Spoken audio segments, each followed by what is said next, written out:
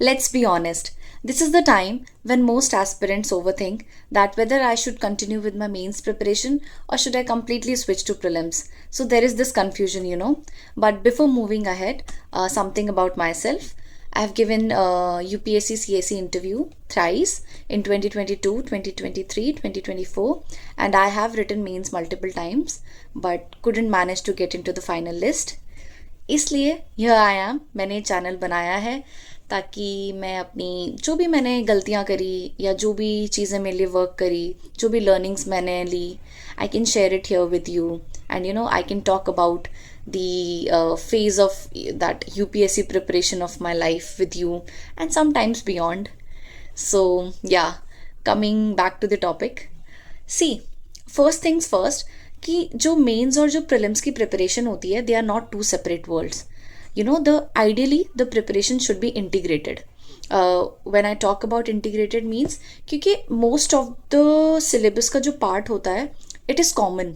It is important to work on the concepts and the core aspects ताकि हम analyse उसको apply कर सके प्रीलिम्स एंड मेंस दोनों में. डिफरेंस आता है एप्लीकेशन में and the way we approach the questions. For example prelims में फोकस होता है identifying the statements and using that elimination technique and sometimes smart guesses and coming to the right answer.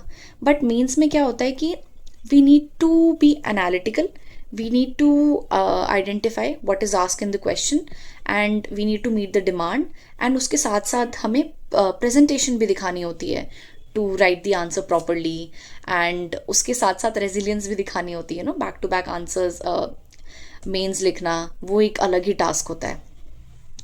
सो या basically जो knowledge base होता है mostly same होता है बस एप्लीकेशन पार्ट डिफरेंट होता है. सो अगर हम उसको इंटीग्रेटेड अप्रोच लेके चले तो it would be easier and वो ज़्यादा हमें बेनिफिट करेगा. फॉर एग्जाम्पल जैसे पॉलिटी हो गया. जो पॉलिटी का कोर जो स्टैटिक पार्ट है वो मेंस के लिए भी रेलेवेंट है वो प्रीलिम्स के लिए भी रेलेवेंट है. For example speaker. अगर स्पीकर की बात करें तो प्रीलिम्स में पूछा जा सकता है कि कॉन्स्टिट्यूशन में क्या प्रोविजंस मेंशन्ड है स्पीकर से रिलेटेड है ना and we need to identify दो स्टेटमेंट्स. बट मेंस में पूछा जा सकता है write down about the functions of speaker और compare it with some other country. जैसे एक बार पूछा भी गया था कि ब्रिटेन में there is the system once a speaker always a speaker. तो when you are familiar with that concept then you will be able to apply it better चाहे वो प्रीलिम्स में पूछा हो चाहे वो मेंस में पूछा हो. इसलिए I am talking about the integration part. And apart from that I know there are different kinds of aspirants. कुछ होंगे जो फर्स्ट टाइमर्स हैं, कुछ होंगे जिन्होंने पहले अटेम्प्ट दे रखे हैं जो प्रीलिम्स में क्वालिफाई कर चुके मेंस लिखा है, कुछ होंगे जिन्होंने अभी तक एक बार भी प्रीलिम्स क्वालिफाई नहीं कर पाए. It's okay. जो भी है मोस्टली स्ट्रैटेजी सेम ही होती है क्योंकि आई बिलीव 90% से ज़्यादा लोग जो सक्सेसफुल हुए हैं या कुछ उनके मोस्टली तरीके चेंज हो सकते हैं लेकिन ओवरऑल एक स्ट्रैटेजी जो ब्रॉड स्ट्रैटेजी होती है it is almost similar. The time line can differ.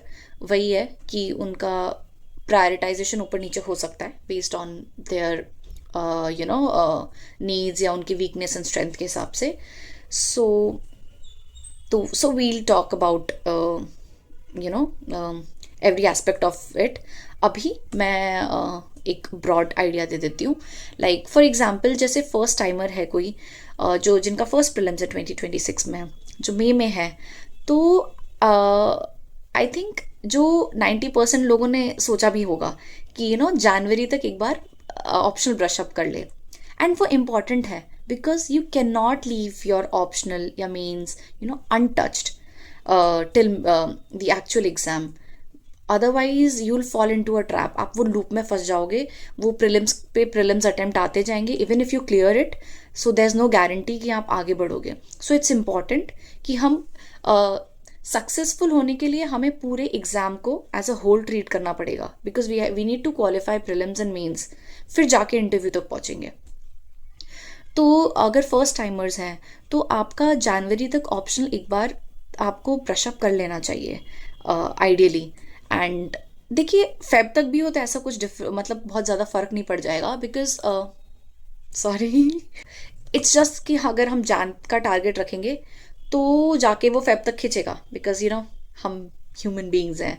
ऐसा तो हो ही नहीं सकता कि सारे ही टारगेट एकदम कंप्लीट हो जाए, वो होते ही हैं, एक्सटेंड हो जाता है। बट अगर हम फेब रखेंगे तो वो मार्च तक पहुंच सकता है, फिर मार्च तक नहीं होता है इतना, मतलब बर्डन बढ़ जाता है कि मेंस करे, प्रीलिम्स करे, and we do get overwhelmed, and that could impact our preparation and our outcome.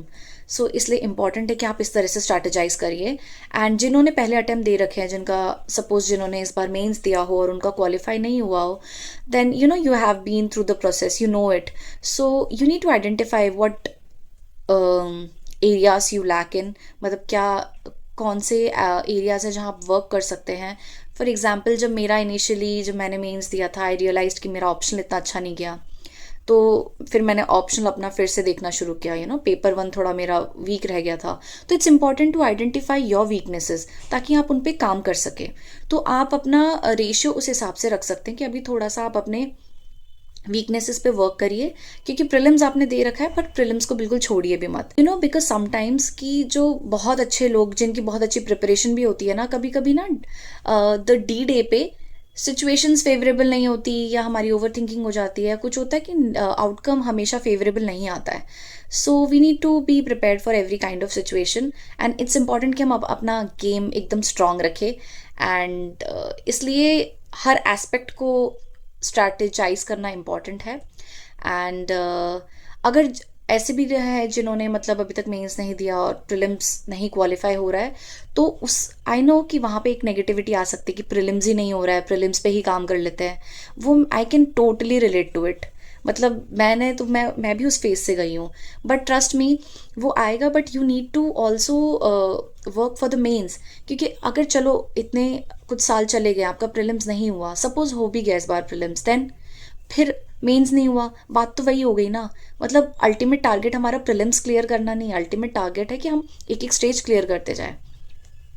तो आप थोड़ा सा अपने इमोशंस को कंट्रोल करके जो भी अच्छे से प्लान बनाइए। जैन क्या फेब तक आप मेंस कर सकते हो, एंड उसके बाद से मार्च से प्रॉपर प्रीलिम्स आप एकदम, प्रीलिम्स मतलब अभी भी करना है, बट एक प्रॉपर ट्रांजिशन उस टाइम कर सकते हो। अब आप बोल रहे होगे कि अभी तो ये इंटीग्रेटेड की बात कर रही थी, अब क्या प्रीलिम्स मेंस मतलब मेंस में we need to focus on optional, क्योंकि 500 मार्क्स का है, it helps us get a rank. तो और ऑप्शनल में इतना डीप पढ़ना पड़ता है, it's like a graduation subject. इसलिए आई एम सेइंग कि when I am talking about mains कि चलो ऑप्शनल देख लिया या एथिक्स देख लिया, ये कुछ सब्जेक्ट्स है जो स्पेशली मेंस में सब्जेक्ट्स होते हैं जो हमें उनके लिए वर्क करना पड़ता है। तो अगर मैं होती तो मतलब मैं थोड़ा इस तरह से करती कि जनवरी तक 50-50 का रेशियो रखती, 50 या हो सकता है 60-40 भी चलेगा, मतलब 60 भी अगर आप मेंस को रखो, 40 भी तो भी। And if you not comfortable, थोड़ा एक है मन में, तो 50-50 भी रख सकते हो कि आप कुछ आवर्स अपने ऑप्शन को दो, ताकि वो एकदम एक बार आपका कवर हो जाए, माइंड में हो कि मैंने एक बार कर लिया है एंड मुझे बस एक बार रिवाइज करना है एंड आंसर्स लिखने हैं। मतलब प्रॉपर वो टेस्ट देने वाले आंसर्स तो आप अभी से थोड़ा थोड़ा शुरू कर देना, उसके बारे में मैं एक डिफरेंट वीडियो बनाऊंगी। एनीवेज, तो ये हो गया। एंड उसके बाद जो फेब एंड मार्च है, बिकॉज मार्केट में इतने अब पीटीज आने लग जाएंगी, ऑल इंडिया मॉक शुरू हो जाएंगे, बजट इको सर्वे सब आ जाता है, सब एकदम लोड पड़ता रहता है, एंड टेंशन हो जाती है, अब तो प्रीलिम्स आ ही गया सर पे। फिर वो काउंटडाउन शुरू हो जाता है, 90 days, 80 days, 60 days, and it's totally normal to get overwhelm. तो हो सकता है कि आप अपना मेंस थोड़ा इग्नोर कर दो, but mains as an optional वगैरह, बट ट्राई नॉट टू। फेब में भी आप थोड़ा लाइटली उसको ब्रशअप करते रहना। मुझे पता है कि जान तक ज़रूरी नहीं कि हो पूरा, तो फेब तक भी हो, तो आपका फेब तक भी एक बार ऑप्शनल हो जाए, तब भी इट्स गुड। एंड मैं तो कहूँगी अगर मार्च में भी इफ़ यू कैन मैनेज, ऐसा कुछ हार्ड एंड फास्ट रूल नहीं है, इफ़ यू कैन मैनेज, तो 20-80 रेशियो आपको फिर शिफ्ट कर देना चाहिए कि 20% थोड़ा लाइटली आप ऑप्शनल वगैरह देखते रहे, और फिर बाकी अपना mock test, PYQs and revision पे फोकस करें।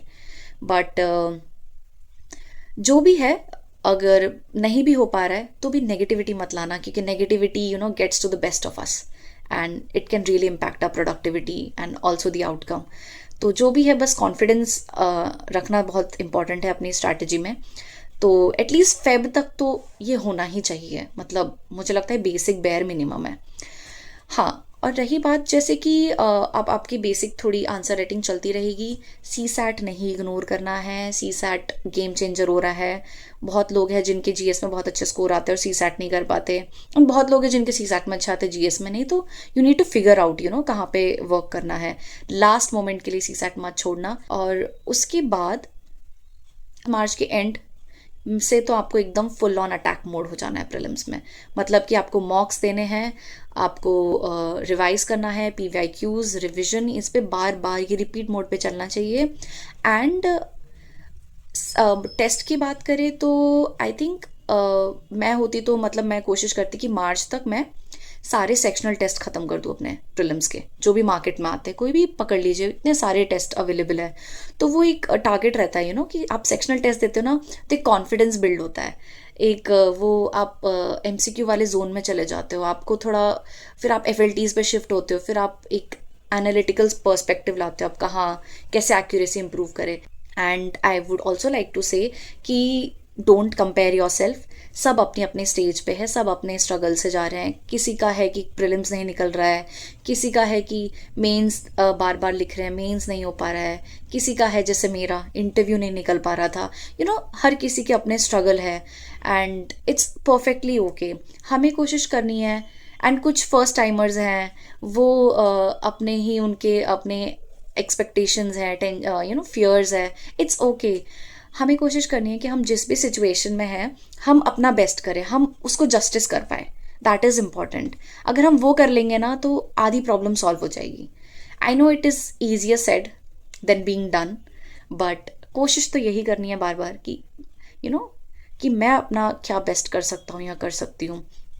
एक्यूरेसी इंप्रूव करना, रिविजन, एंड आती हुई चीज़ों को गलत ना करना, एंड सिली मिस्टेक्स कम करना, ऑल ऑफ दीज थिंग।